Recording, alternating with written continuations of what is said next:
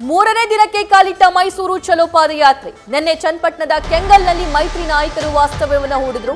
ಇಂದು ಕೆಂಗಲ್ ಹನುಮಂತಯ್ಯ ಸಮಾಧಿಗೆ ನಾಯಕರು ನಮನವನ್ನ ಸಲ್ಲಿಸುತ್ತಾರೆ.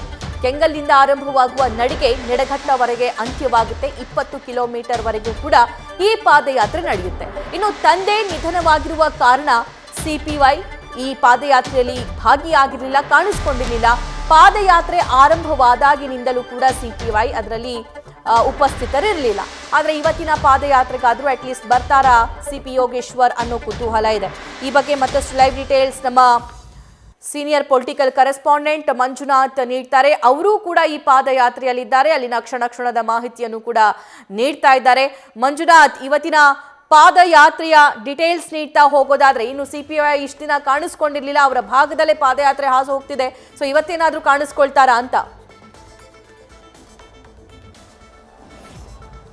ಸಭಾ ಏನು ಸಿಎಂ ಸಿದ್ದರಾಮಯ್ಯ ಅವರ ವಿರುದ್ಧದ ಮೂಢ ಹಗರಣಕ್ಕೆ ಸಂಬಂಧಪಟ್ಟಂತೆ ಸಿಬಿಐ ತನಿಖೆ ಆಗಬೇಕು, ಜೊತೆಗೆ ಸಿಎಂ ಸಿದ್ದರಾಮಯ್ಯ ಅವರು ರಾಜೀನಾಮೆ ಕೊಡಬೇಕು ಅನ್ನೋ ನಿಟ್ಟಿನಲ್ಲಿ ನಡೆಯುತ್ತಿರುವಂಥ ಈ ಒಂದು ಪಾದಯಾತ್ರೆ ಮೂರನೇ ದಿನಕ್ಕೆ ಕಾಲಿಟ್ಟಿರುವಂಥದ್ದು. ನಿನ್ನೆ ಬಿಡದಿಯಿಂದ ರಾಮನಗರದ ಕೆಂಗಲ್ವರೆಗೂ ಕೂಡ ಪಾದಯಾತ್ರೆ ನಡೆದಿತ್ತು. ಇವತ್ತು ಕೆಂಗಲ್ನಿಂದ ನಿಡಘಟ್ಟವರೆಗೂ ಕೂಡ ಈ ಒಂದು ಪಾದಯಾತ್ರೆ ನಡೆಯುತ್ತೆ. ಇಲ್ಲಿ ಪ್ರಮುಖವಾಗಿ ಚನ್ನಪಟ್ಟಣ ಒಂದು ಕ್ಷೇತ್ರದಲ್ಲಿ ಕೂಡ ಈ ಒಂದು ಪಾದಯಾತ್ರೆ ನಡೀತು.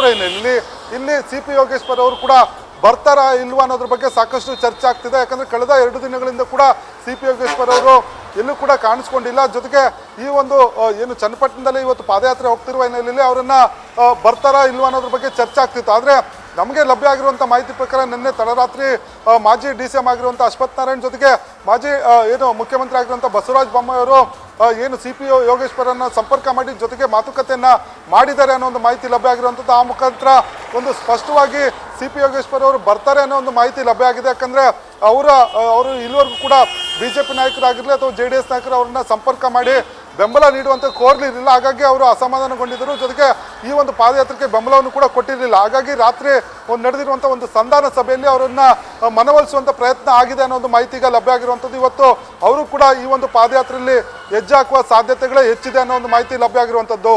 ಸಭಾ, thank you Manjunath. News First ನಿರ್ಭೀತಿಯಿಂದ ನಿಮ್ಮ ಪರವಾಗಿ.